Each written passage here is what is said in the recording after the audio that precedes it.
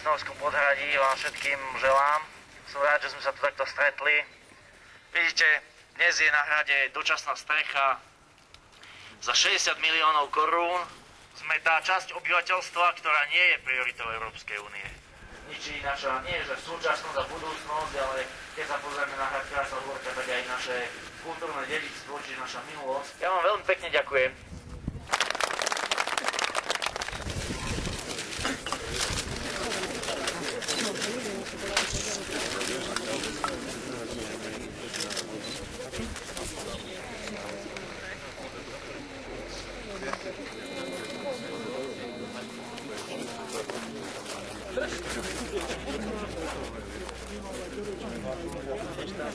Zase